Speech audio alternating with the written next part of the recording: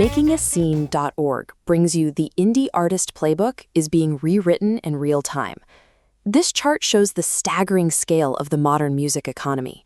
Global revenues hit $31.7 billion last year. The lion's share, over $22 billion, came directly from streaming. But look closer at how those billions actually move. Streaming royalty rates are thin, and without direct access to fan data, artists lack the leverage to turn those plays into a stable living. Corporate revenue can reach record highs, while the creators who provide the content struggle to cover basic tour costs. Right now, an independent artist can rack up 1 million streams online, yet struggle to sell 100 tickets in their own hometown. A growing overall market fails to automatically build a stable middle class. We've been trained to look at the total volume of money moving through the system and assume everyone is winning. The reality is that the recorded music industry is highly profitable, while the individual artist remains completely invisible inside their own audience. Decades ago, attention was scarce. If you wanted people to hear your songs, you had to get past the gatekeepers, radio programmers who controlled the airwaves. Even physical distribution was locked down. Retail buyers decided what albums made it onto store shelves, dictating exactly what fans had access to. Then, the internet promised freedom. For 15 years, artists were sold a very specific dream. Get on the platforms, feed the algorithm, chase playlist placements, go viral, and a career will naturally follow. Having your music available on a phone differs significantly from owning the fan relationship. Exposure fails as a business model when you lack a way to contact your listeners on your own terms. These social platforms are not designed to build sustainable artist careers. They are efficient attention machines, built strictly to keep users from leaving the app. Because of this, getting small bursts of attention is cheaper and easier than ever. But earning actual trust and securing a real fan connection has never been harder. To survive this environment, independent musicians have to undergo a process of unlearning. They have to abandon the bad habits taught by the digital economy. First, we have to look closely at social metrics. Follower counts, likes, and video views function as advertising metrics. By themselves, they offer zero proof of a working career. 10 seconds of a TikTok scroll represents a casual encounter. Fandom requires a level of commitment that an autoplay playlist or a passive follow simply fails to provide. The only reliable indicator of success is permission-based fan data.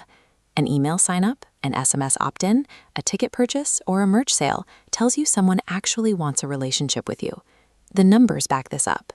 Internal data from streaming services shows that super listeners, making up just 2% of an artist's monthly audience, drive 18% of their streams and 50% of their ticket sales. Chasing massive scale and shallow reach is a trap. The actual money and the longevity of the career are found by deepening the relationship with that core group of people who care the most.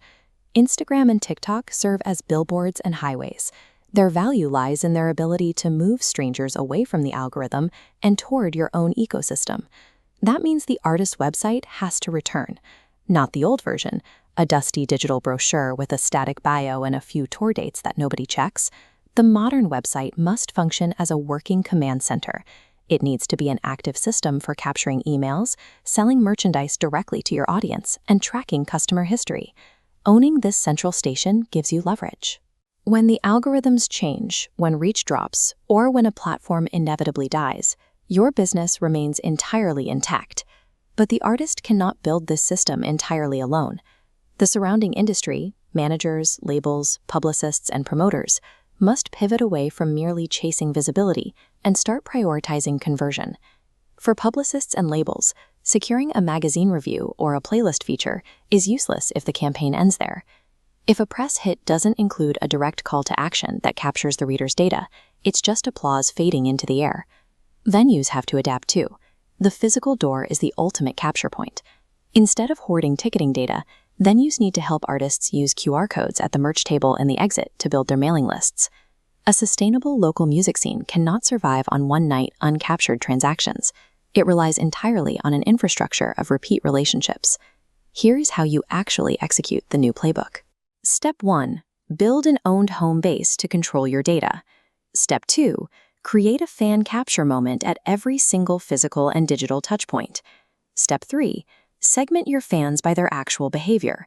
And step 4, offer value that matches their commitment level, whether that's a free digital demo for a new listener or a premium physical vinyl record for your core supporters. Finally, step 5, measure actions, not views. Stop looking at how many people scrolled past a post and start tracking exactly how many people bought a ticket, joined your list, or showed up to a gig. None of this suggests data should replace the emotional hit of a great song. Songwriting and performance create the initial spark. This system simply ensures that spark doesn't fade away the moment the music ends. The independent middle class will not be won by artists who sit around begging an algorithm for attention. It belongs to those who actively build the bridge from rented attention to owned permission. Make sure you check out the other great articles and resources on makingascene.org, the place the indie artist goes to build the new music industry.